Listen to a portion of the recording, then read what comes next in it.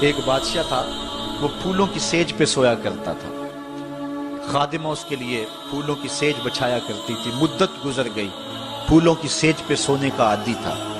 ایک دن خادمہ نے سوچا، لونڈی نے سوچا، روزانہ بادشاہ اس سیج پہ سوتا ہے، پتہ نہیں کیا لطف ہوگا۔ کمر سیدھی کرنے کے لیے، اس سیج کا لطف اٹھانے کے لیے وہ بھی لیٹ گئی۔ سیج تیار کرنے کے بعد ایک لمحے کے لیے کمر سیدھی کی تو سارے دن کی تھکی ہوئی تھی، آنکھ لگ گئی۔ بادشاہ وقت پر اپنے اجلا میں داخل ہوا، اپنے اس خاص کمرے میں داخل ہوا تو ایک لونڈی کو پھولوں کی سیج پہ سویا ہوا دیکھا تو غیرت سے جل بن کے کباب ہو گیا۔ ایک لونڈی کی یہ اوقات کہ بادشاہ کی سیج پہ سوئے۔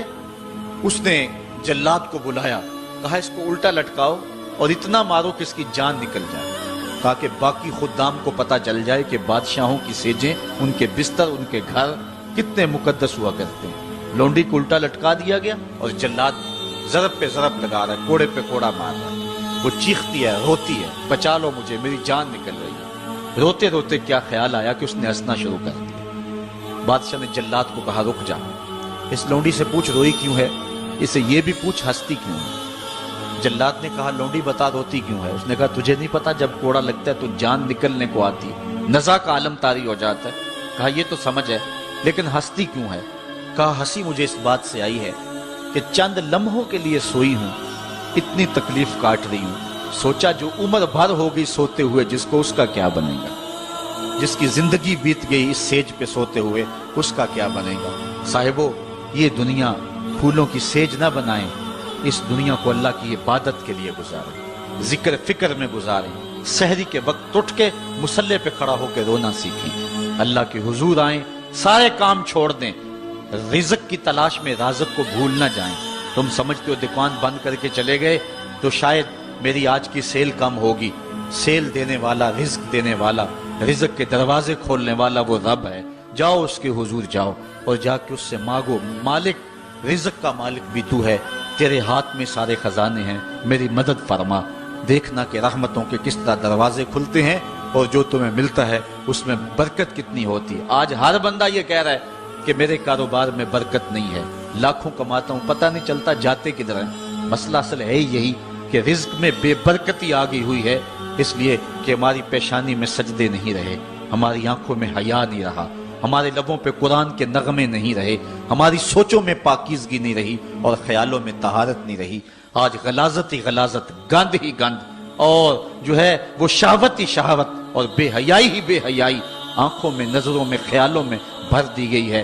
بازار میں چلے جائیں، گھر چلے جائیں، گھر کا دروازہ بند کر کے، مقفل کر کے بغیر آپ سمجھتے ہیں کہ میں محفوظ ہو گیا ہوں، آج تو وہاں بھی محفوظ نہیں رہا جاتا۔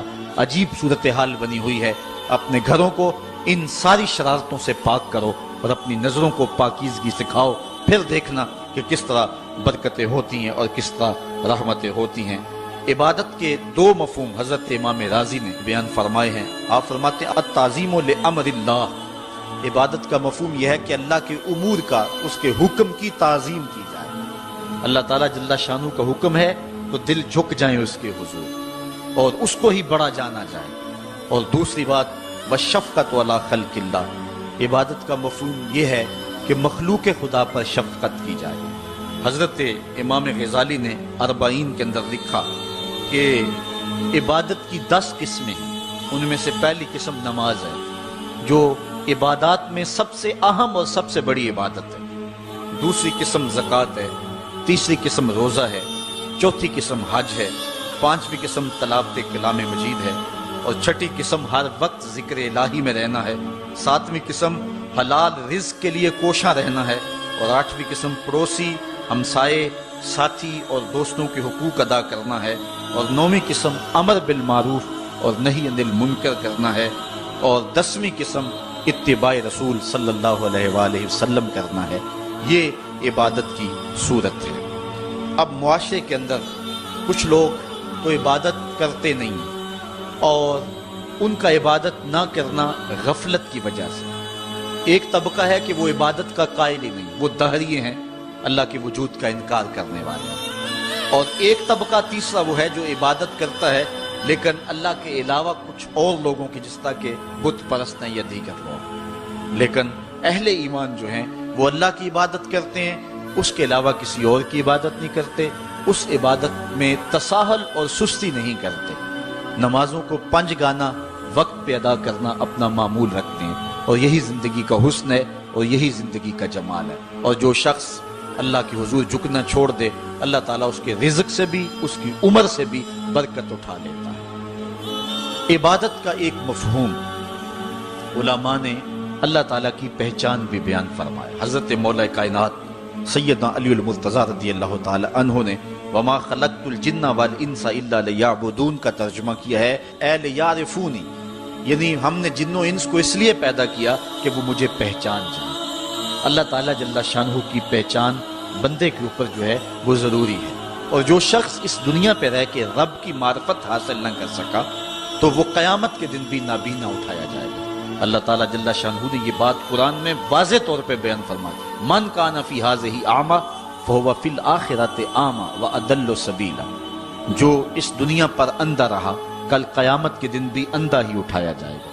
اس سے ان آنکھوں کی جو ہے وہ بے نوری مراد نہیں ہے، وہ تو حدیث میں آتا ہے جو آنکھوں سے آزمایا گیا کل قیامت کے دن اس کو اللہ جزا دے گا۔ اس سے دل کی بے نوری مراد ہے۔ ساری زندگی گزار دی، کاروبار کا پتہ کیسے کرنا ہے، سیاست کا پورا پتہ ہے کیسے کرنی ہے، ایک ایک امر کا پتہ ہے، ہر چیز کا پتہ ہے، نہیں پتہ تو جس نے پیدا کیا ہے، جو ہمارا خالق ہے، جو ہمارا رازق ہے، جو ہمارا مالک ہے، ہم لمحہ لمحہ ایک ایک ساتھ ایک ایک گھڑی جس کے محتاج ہیں۔ شیخ سعدی فرماتے ہیں سانس اندر جائے تو پھر بھی اس کے محتاج ہے، اندر سے خیریت سے باہر آئے تو پھر بھی اس کے محتاج ہے، اگر اندر والا باہر نہ آئے تو پھر بھی موت، باہر والا اندر نہ جائے تو پھر بھی موت۔ تو ہم ایک سانس میں کئی بار اس کے محتاج ہیں اور لمحہ لمحہ اس کے محتاج ہیں، جو ہماری ہر ضرورت کی کفالت کرنے والا ہے، جو ہمارا خالق بھی ہے، رب بھی ہے، مالک بھی ہے اور ضروریات کا کفیل بھی ہے، اور اس کو ہم نہیں پہچانتے۔ باقی ہر دنیا کی چیز ہمیں آتی ہے،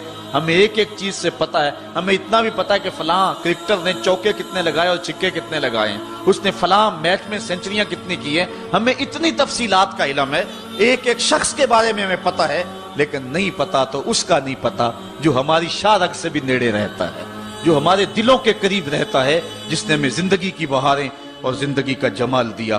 آئیے اپنے رب کو پہچانیں، اور جو شخص اپنے رب کی معرفت حاصل نہیں کر سکا وہ قیامت کے دن بھی اندھا اٹھایا جائے گا۔ اللہ تعالیٰ جل شانہ نے محبوب علیہ الصلوۃ والسلام کے سینے پہ اترنے والی اس کتاب میں اس بات کو اعلانیہ طور پر واضح بیان فرمایا گیا۔ اسی لیے اقبال نے کہا تھا دل بینا بکر طلب خدا سے کہ آنکھ کا نور دل کا نور